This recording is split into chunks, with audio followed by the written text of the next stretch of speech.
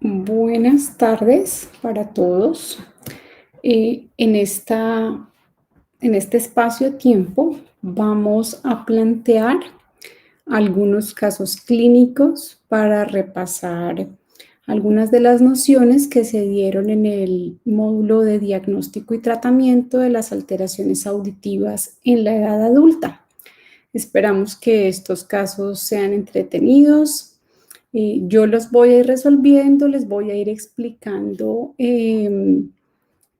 qué razón hay de que la respuesta sea acertada o errónea, y de todas maneras seguramente va a ser de utilidad para todos ustedes.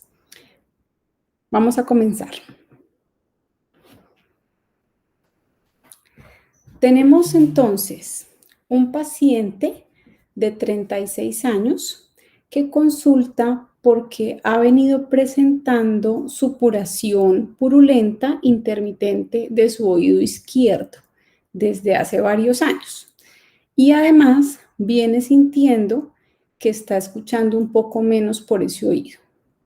Su sospecha diagnóstica es... Vamos a dar unos segunditos para que ustedes allá en casa lo piensen y consideren cuál sería el diagnóstico que ustedes pondrían. ¿Será una otitis externa aguda? Parece que no. En los casos de otitis externa aguda generalmente hay un dolor intenso que el paciente no reporta. ¿Será una otitis media aguda? Las otitis medias agudas son más frecuentes en la niñez.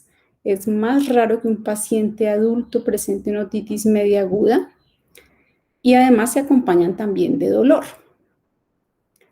En este caso, el paciente no refiere dolor, sino supuración intermitente. Entonces, vamos a dar clic aquí. Se trata de una otitis media crónica. La otitis media crónica está definida como la presencia de una perforación timpánica que no ha cicatrizado y que puede presentar supuración o torrea intermitente o persistente. Muy bien. Al examen físico de este paciente, en la otoscopia se evidencia este hallazgo. Vamos a hablar un poquito aquí del hallazgo en este oído. Entonces tenemos un oído derecho, mango del martillo, membrana timpánica que se ve como un poco enrojecida, opaca, y aquí una perforación timpánica en los cuadrantes anteriores, ocupa el cuadrante anteroinferior y parte también del anterosuperior. Y hay secreción purulenta, mucoide, saliendo a través de la perforación timpánica. Entonces, definitivamente al examen, confirmamos que se trata de una otitis media crónica. El tratamiento que usted le propondría al paciente es: ¿será antibiótico oral? Amoxicilina 500 miligramos cada 8 les parecería. Recordemos que la microbiología de la otitis media crónica es muy diferente a la de la otitis media aguda, y por eso los antibióticos orales no están muy recomendados o no están recomendados, porque nuestros gérmenes en otitis media crónica son con mayor frecuencia Pseudomonas aeruginosa, Proteus, a veces algunos anaerobios. Entonces no hay muchos antibióticos orales que nos vayan a ser adecuados para el tratamiento, y lograr concentraciones de antibiótico en estos oídos infectados no es tan fácil. Entonces el tratamiento oral no es el adecuado. ¿Serán gotas de polimixina, neomicina, corticoide? Un triconjugado, ¿qué les parece? Bueno, quiero decirles también que en este caso no. Antibióticos como la polimixina y la neomicina pueden ser ototóxicos cuando ingresan a través de una perforación timpánica. Entonces están contraindicados cuando tenemos una perforación timpánica. Y nos queda la opción de Gotas óticas de ciprofloxacina más corticoide. Esta va a ser nuestra opción. El tratamiento tópico con gotas es uno de los pilares de tratamiento de los pacientes con otitis media crónica. El antibiótico tópico y el antiinflamatorio lo que hacen es ingresar a través de la perforación y ayudar a resolver ese proceso de inflamación e infección crónica que hay en la mucosa del oído medio. La idea es que el tratamiento con estas gotas óticas sea 3 gotas en el oído cada 8 horas por 7 días. No más de ese tiempo, porque también la idea no es hacer un tratamiento crónico que favorezca ahí resistencia bacteriana. 7 días de tratamiento muy juicioso. Una recomendación importante para el cuidado de oído de este paciente será, ¿qué les parece? Hacer deporte 3 veces por semana. Esta es una recomendación buena para la salud, pero definitivamente no tiene mucho que ver con nuestro cuidado de oído en este momento. Limpiar el oído con copitos todos los días. ¿Qué tal les suena? La verdad, los copitos, aplicadores de algodón, bastoncillos, no son muy recomendados. La mayoría de las veces lo que pueden hacer es impactar la secreción. A veces cuando se utilizan de manera inadecuada también se puede hacer daño en el conducto auditivo externo. Y además cuando los utilizan los niños pueden ocurrir accidentes que incluso lleven a una perforación timpánica. Entonces, esta no es nuestra recomendación tampoco. Nuestra recomendación es utilizar protección de oído seco. Muy bien. ¿En qué consiste la protección de oído seco? La protección de oído seco consiste en que estos oídos perforados no deben tener contacto con agua. Entonces, al bañarse, la recomendación es utilizar alguna cosa que proteja el conducto auditivo externo del ingreso de agua durante el baño, durante la ducha. La recomendación más fácil es que el paciente haga una motica de algodón, la impregne de vaselina y la ponga aquí en la concha auricular, en la parte externa, sin meterla en el conducto. La vaselina hace que este algodón sea impermeable al agua y que la humedad no entre en el oído. A veces, cuando se trata ya de pacientes muy crónicos, el paciente puede mandar a hacer unos protectores auditivos hechos a la medida, que quedan exactamente hechos como un molde a su oreja y a su conducto auditivo externo para protegerse también de la entrada de agua.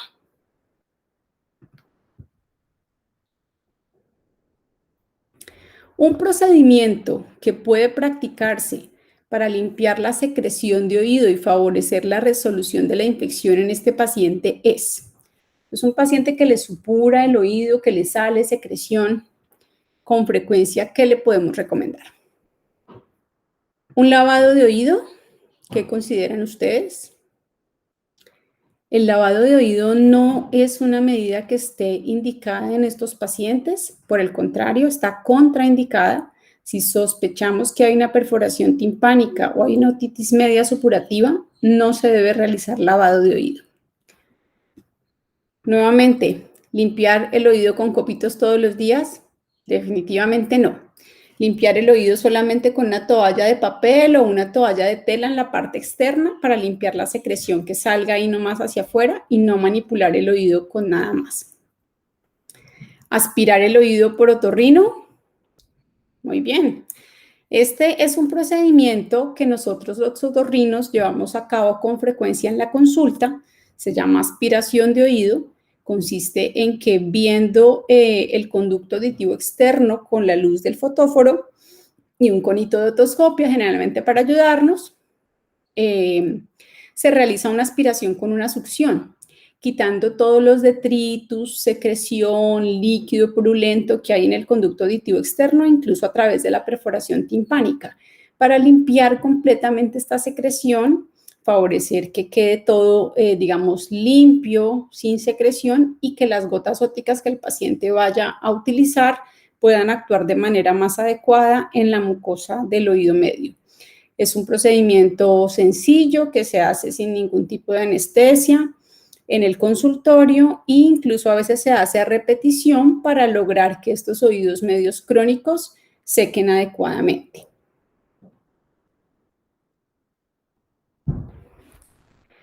¿Qué examen podríamos pedir para evaluar la audición de este paciente? ¿Qué les parece a ustedes? Recordemos que se trata de un paciente adulto.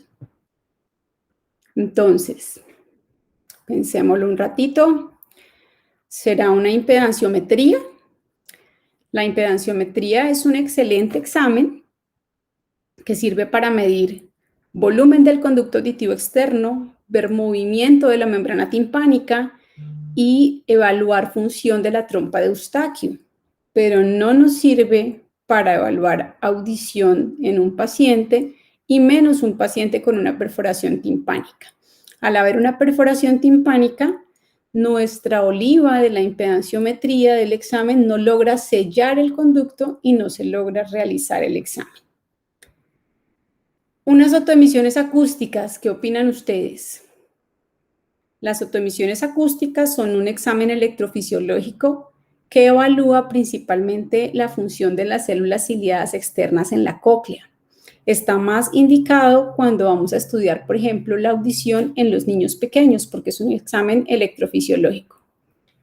La audiometría tonal es el examen indicado para evaluar la audición de un paciente adulto que puede colaborar en el examen, que puede responder.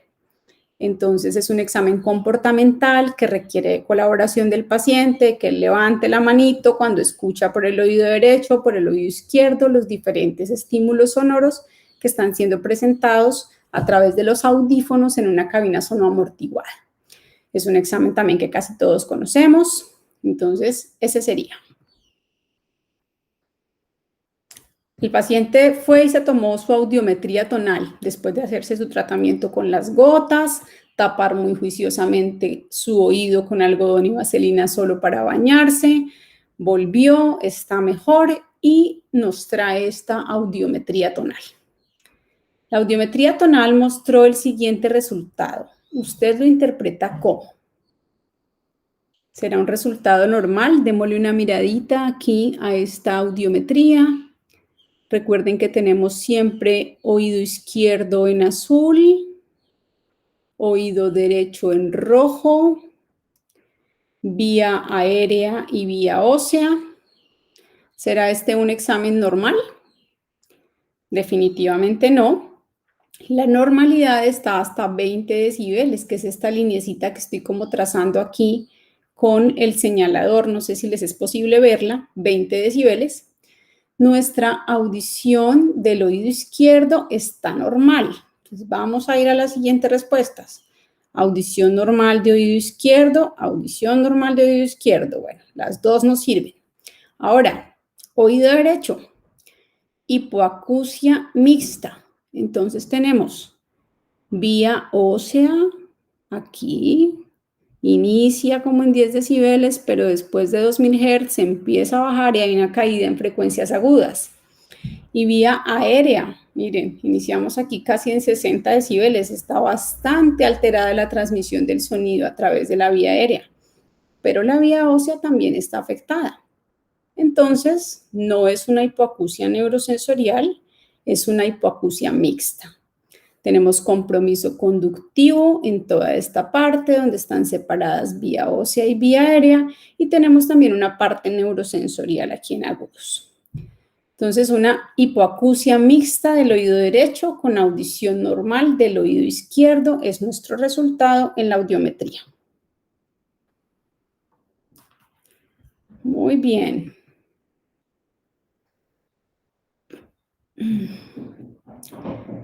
¿Qué imagen diagnóstica estaría indicada en este paciente? Recuerden que estamos hablando de un paciente que tiene supuración crónica intermitente de oído. Entonces, ¿con qué imagen podremos evaluar esta patología? ¿Será una radiografía de mastoides? No, definitivamente la radiografía de mastoides es un examen que prácticamente ya no tiene ninguna indicación. En él se superponen imágenes de todo el hueso temporal que no nos permite realmente ver ninguna información clara acerca del oído. ¿Será una resonancia de oído? No, tampoco. Nuestro examen indicado para evaluar los pacientes con otitis media crónica es un TAC de oído, que tiene cortes axiales y coronales y nos permite ver cortes de todo el peñasco temporal. Muy bien. Vamos entonces, hacemos esa solicitud de nuestro TAC de oído para que el paciente vaya y haga todo su trámite en la EPS. Recuerden que aquí en el caso clínico todo pasa pronto, pero el paciente puede demorarse varias semanas en volver con el resultado. Hace todo su trámite, viene entonces a una siguiente cita con una imagen de TAC de oído. Aquí simplemente les estoy mostrando un cortecito axial. Obviamente ustedes van a recibir un resultado con múltiples cortes axiales y coronales. Vamos a darle una miradita. Este es entonces nuestro oído normalito, mírenlo. Celdillas mastoideas ocupadas por aire, oído medio está aquí, cadena de huesecillos y la cadena de huesecillos también alrededor, toda rodeada de aire. Y aquí están nuestros cortes de la cóclea.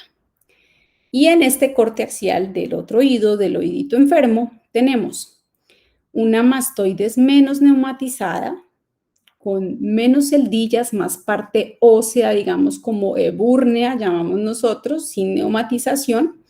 Y lo que aquí es negrito lleno de aire, aquí está completamente gris, ocupado por densidad de tejidos blandos. Entonces tenemos aquí una celda mastoidea grandecita, pero ocupada por densidad de tejidos blandos, y un oído medio completamente ocupado por densidad de tejidos blandos. Y miren la cadena de huesecillos, que aquí se ve como bien definida, puntudita, clara. Aquí ya es una mancha nomás en la que ha habido seguramente daño, remodelación por la infección crónica. Y aquí también un cortecito de la cóclea. Entonces, en nuestro TAC de oído se encontró, ¿qué opinan ustedes? ¿Neumatización mastoidea normal bilateral? No. Mastoides mal neumatizada y ocupada con densidad de tejidos blandos. Esta es nuestra respuesta. Estos son los hallazgos más frecuentes, típicos en un paciente con otitis media crónica. Bueno, nuestro paciente desea hacer ejercicio. Él ha estado muy juicioso, ha venido a sus controles, el otorrino le aspiró el oído, se hizo su tratamiento con gotas óticas, se está tapando su oídito con algodón y vaselina para bañarse, el oído está mejor, ya no le ha supurado, se tomó su TAC y vuelve. Y dice, doctor, yo necesito empezar a hacer ejercicio. ¿Será que alguno de estos deportes que estoy pensando empezar a hacer estará contraindicado? Ciclismo, nada, libre, puede hacerlo. Baloncesto, perfectamente, puedo hacerlo. ¿Qué no puede hacer un paciente con otitis media crónica? No puede practicar natación. Las inmersiones en agua hacen que obviamente entre agüita a través del conducto auditivo externo, a través de la perforación timpánica y reactivarían la infección. Es la forma más frecuente en que encontramos que los pacientes tienen reactivación de la infección. Un paciente que tenía una perforación timpánica de hace mucho tiempo, de pronto de la juventud, y se va a un paseo de río y se mete muy contento al río, en alguno de estos ríos llaneros tan agradables que tenemos nosotros en la época de verano, y regresa con que ese oído le empezó a molestar, le empezó a supurar, lo siente tapado, le está saliendo secreción. Entonces, no es recomendable que los pacientes que tienen otitis media crónica o que tuvieron algún episodio de infección importante en la niñez y que sospechan tener una perforación timpánica, practiquen natación o inmersiones en agua. No es adecuado, hay que advertirles. ¿Listo?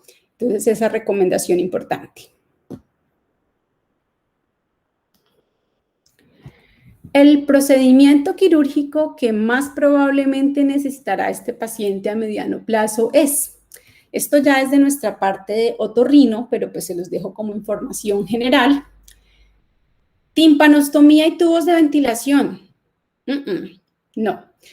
Este es un procedimiento que está indicado sobre todo en niños que tienen líquido en el oído medio y que lo que buscan nuestros tubitos de ventilación es permitir que se evacúe ese líquido en el procedimiento quirúrgico, limpiar todo ese líquido con la succión y ventilar mejor el oído medio. No es lo que nuestro paciente necesita. Estapedectomía, tampoco, no señores. La estapedectomía es una cirugía donde lo que se hace es reemplazar el estribo por una prótesis para el caso de una enfermedad muy puntual llamada otoesclerosis. Mastoidectomía y timpanoplastia. Esa va a ser muy probablemente la indicación quirúrgica que nuestro paciente reciba.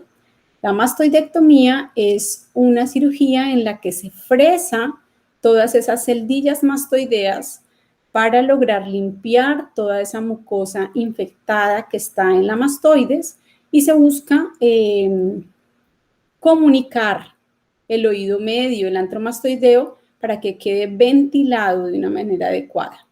Y además, obviamente, en esa cirugía sí se logra, se busca también por medio de una timpanoplastia, que es una cirugía de reconstrucción de la membrana timpánica, colocar un injerto que puede ser a veces de fascia temporal, a veces de cartílago y pericondrio, para cerrar la perforación timpánica y lograr que esa membrana vuelva a estar indemne, vuelva a estar íntegra y ya nuestro paciente, después de que la membrana timpánica cicatrice, pues no vuelva a presentar problemas de supuración de oído y pueda volver a hacer su vida normal más adelante con inmersiones en agua y todo después de que ya haya completado su tratamiento quirúrgico adecuado.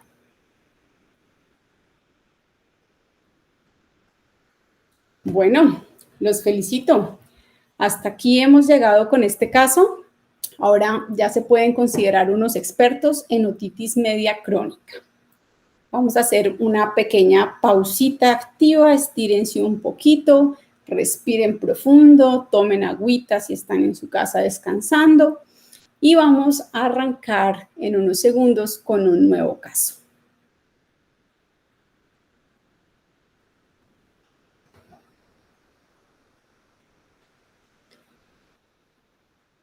Bueno, esta pausa está un poco cortita, pero si ya están nuevamente por aquí, después de estirarse un poquito o ponerle pausa al video, ir un momentico a tomar agua o a descansar un rato, vamos a hablar del siguiente caso.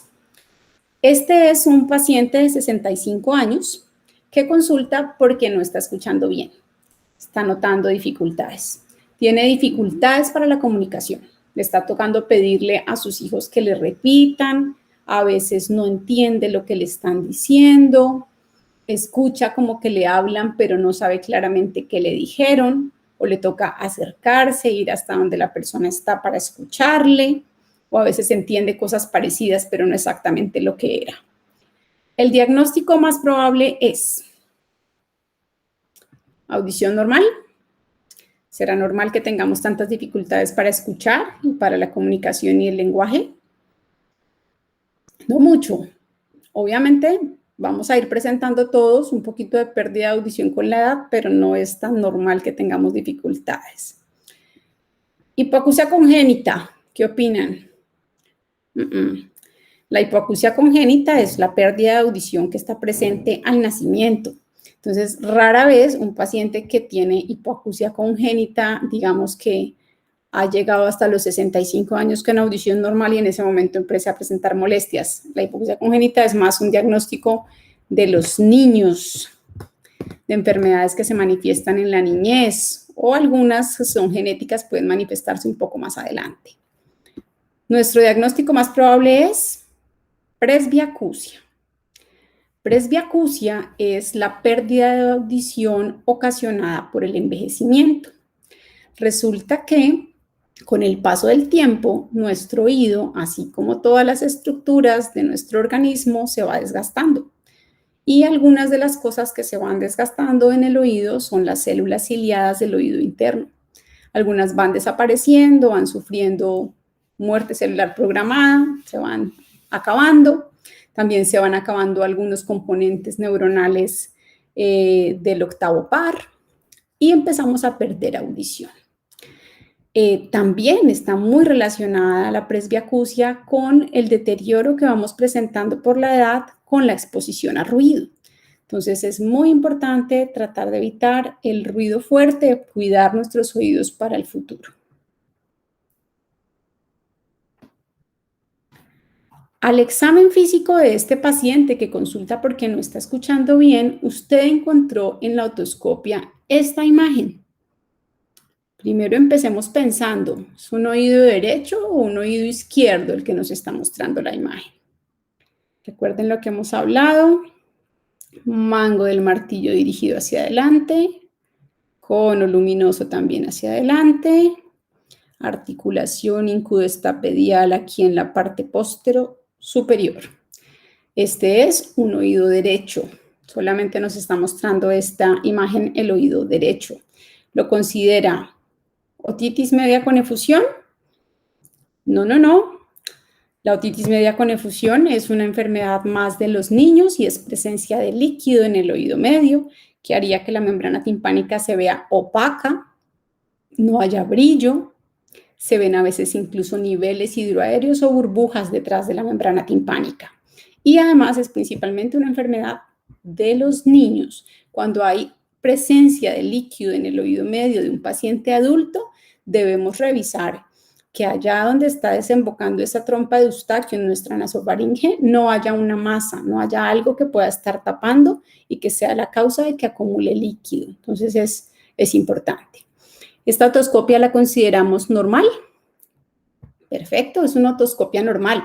Recuerden que hay que hacerle otoscopia a todos los pacientes que podamos para empezar a entrenarnos en reconocer la normalidad, reconocer la anormalidad y empezar a diferenciar los hallazgos que vayamos encontrando.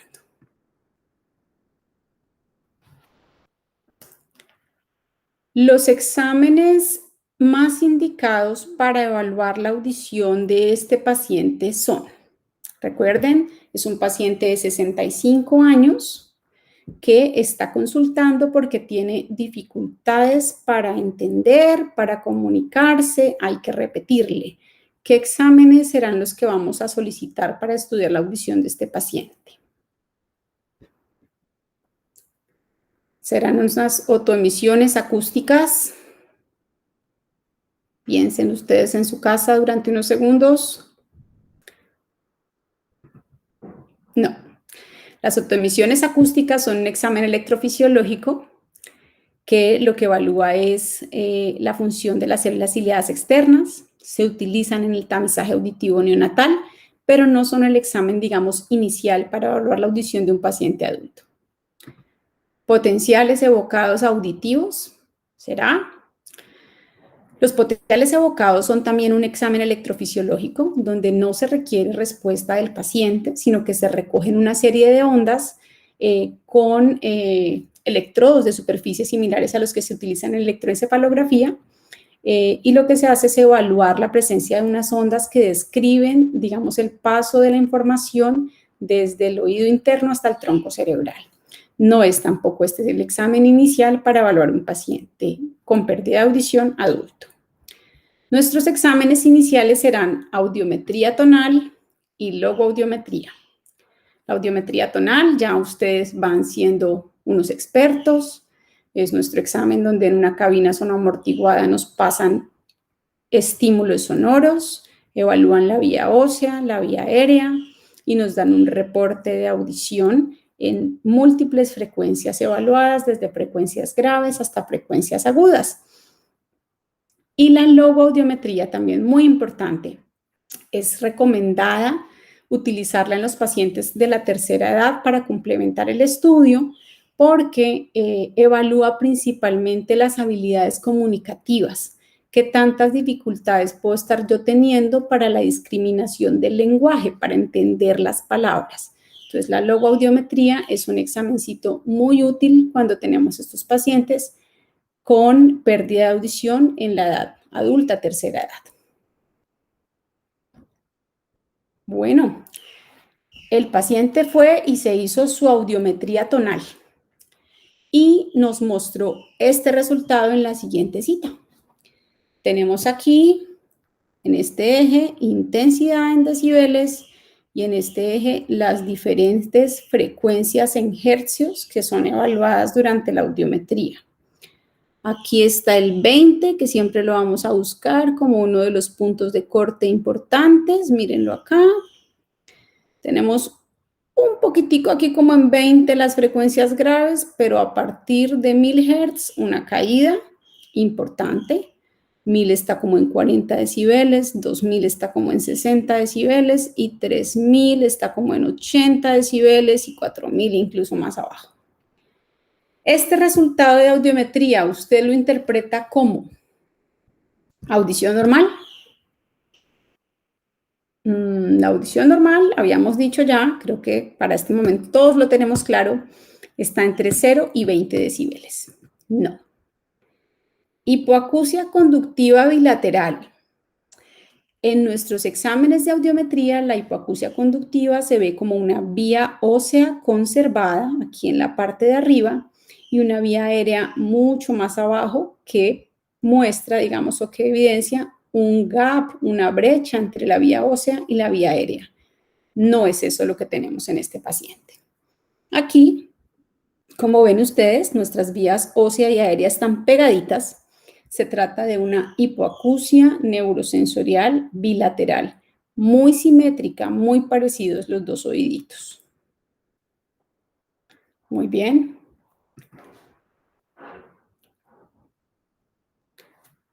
Ahora, entonces el paciente nos pregunta, doctora o doctor, o bueno, de pronto también puede ser a un enfermero o una enfermera que le digan, mire, me tomaron este examen, ¿usted qué me recomienda de pronto? ¿Considera usted iniciar algún manejo farmacológico para esta pérdida de audición? La presbiacusia tendrá opción de tratamiento farmacológico, de darles medicamentos que nos ayuden a que la audición se recupere.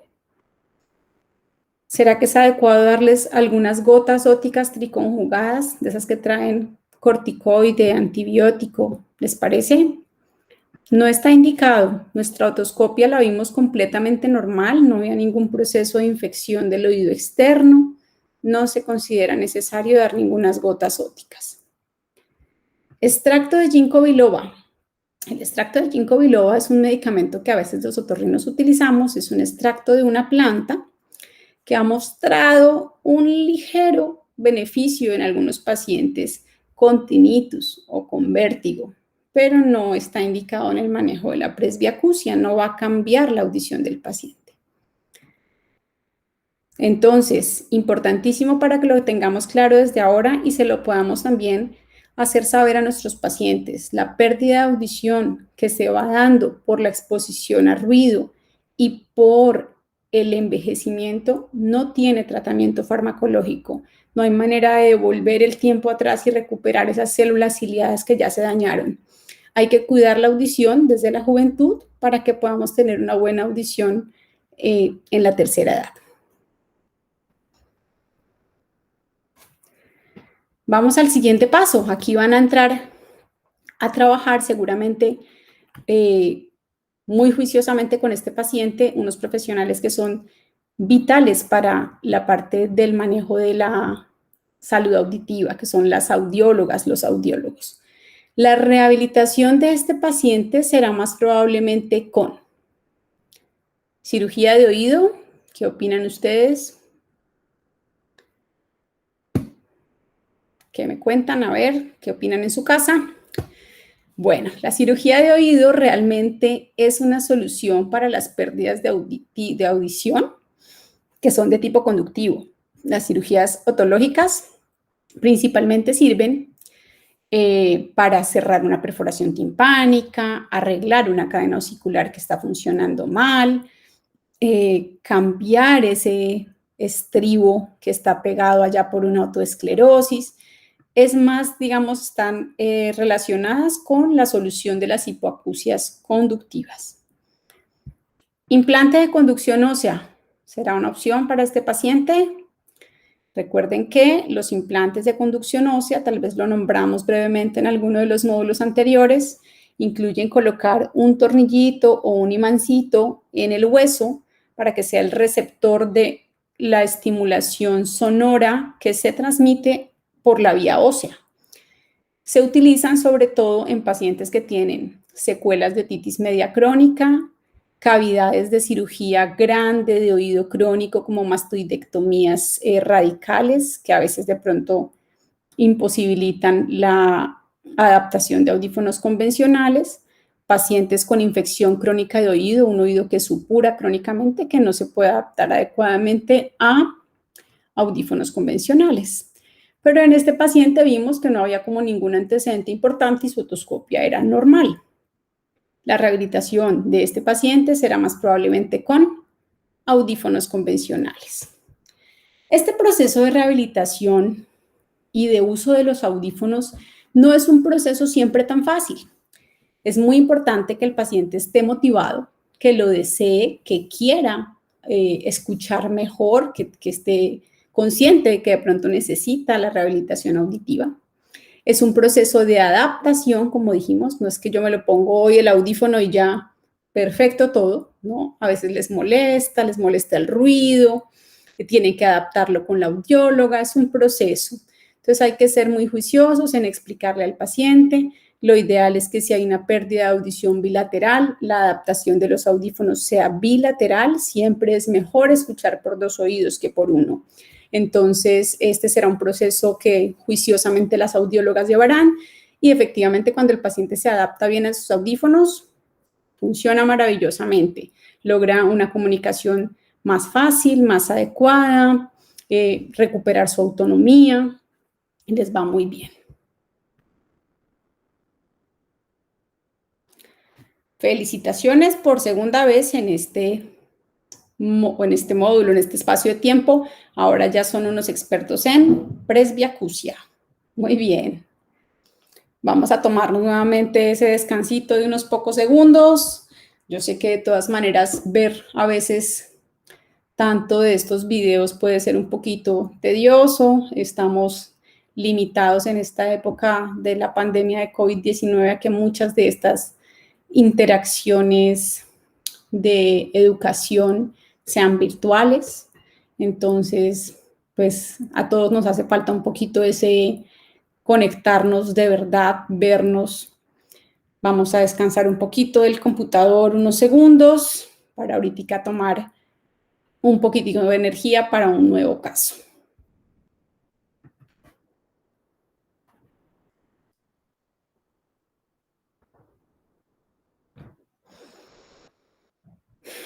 Respiren un ratico en su casa, disfruten del silencio si tienen silencio. Recuerden que el silencio es importante para cuidar los oídos. La música también es una maravilla, pero siempre a un volumen moderado. Bueno, ahora vamos a hablar de un paciente de 58 años que nos consulta porque tiene una sensación de oído tapado, no está escuchando. Esto inició recientemente, hace 3 días al levantarse. El paciente se acostó perfectamente bien, después de un día normal, se levantó y sintió que su oído estaba tapado, que no estaba escuchando por un oído. Al examen físico de este paciente, cuando usted lo revisa sus oídos, debe descartar tapón de cerumen, sí, pero también todos los otros, si se dieron cuenta, todos eran azulitos. Debemos descartar cualquier tipo de presencia de alteración del oído externo. Debemos descartar que el problema de audición de mi paciente esté ahí en el conducto. Un cuerpo extraño, un proceso inflamatorio del oído externo, como una otitis externa, un tapón de cera, que es lo más frecuente. Entonces, debo descartar eso. Voy, miro mi otoscopia y si mi otoscopia no muestra entonces ninguno de esos hallazgos, sino que es normal. Vamos a ver qué pasa. Al examinar el paciente, usted encuentra membranas timpánicas íntegras y brillantes bilaterales, un hallazgo completamente normal. Los oídos se ven normalitos, están brillantes, no hay cantidad de cerumen importante. El examen que debemos solicitar de forma prioritaria para este paciente ¿será un TAC cerebral contrastado? ¿Qué opinan ustedes?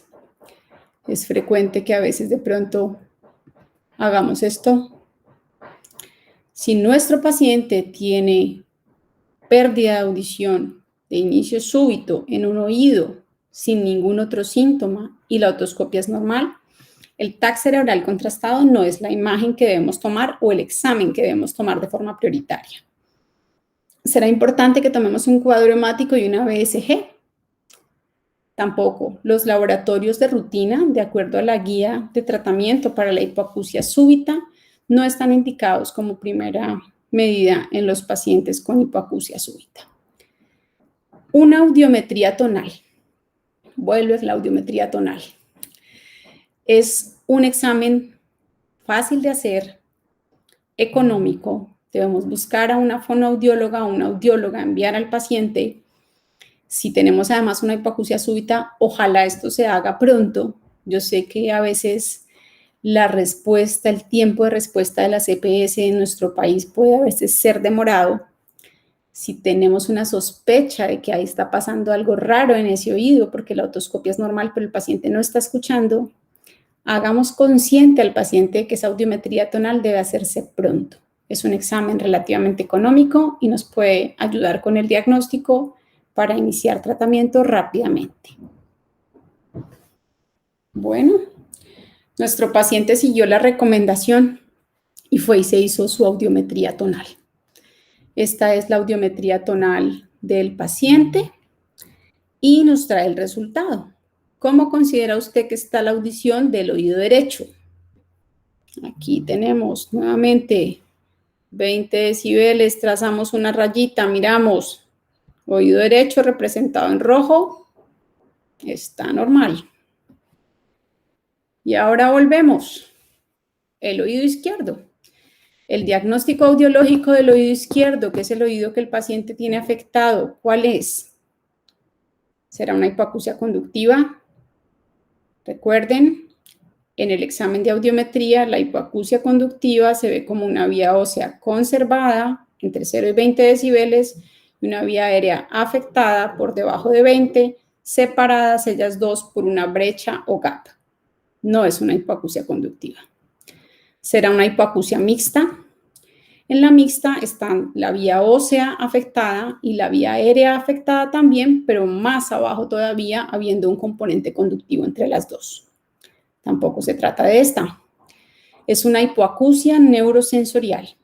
Las dos vías, ósea y aérea, están junticas, pegaditas y ambas están afectadas. Tenemos una hipoacusia neurosensorial. Aquí está como es moderada, severa y aquí llega casi hasta profunda. Aquí hay unos pedacitos donde de pronto no hay respuesta en las frecuencias más agudas. Muy bien, una hipoacusia neurosensorial súbita del oído izquierdo. Aquí les adelanté la respuesta a esta pregunta. El diagnóstico final de este paciente es, entonces, otoesclerosis, ya dijimos que no. Otitis media con efusión, se trata más de una enfermedad de los niños. Hipoacusia neurosensorial súbita. Este es el diagnóstico que tenemos en nuestro paciente que consultó por pérdida de audición de inicio reciente en un oído de manera súbita de un día para otro y nos trae una audiometría que muestra una hipoacusia neurosensorial. Recuerden que en esta patología es muy importante actuar rápido. El proceso que se está dando en ese oído es un proceso de inflamación y de daño que si no se interviene prontamente va a dejar secuelas definitivas en la audición de nuestro paciente y seguramente va a causar problemas después para la comunicación. Entonces hay que actuar rápido en hipoacusia súbita. El tratamiento farmacológico que usted le ofrecería a este paciente es aciclovir 400 miligramos orales cada 6 horas. ¿Qué opinan de esta opción?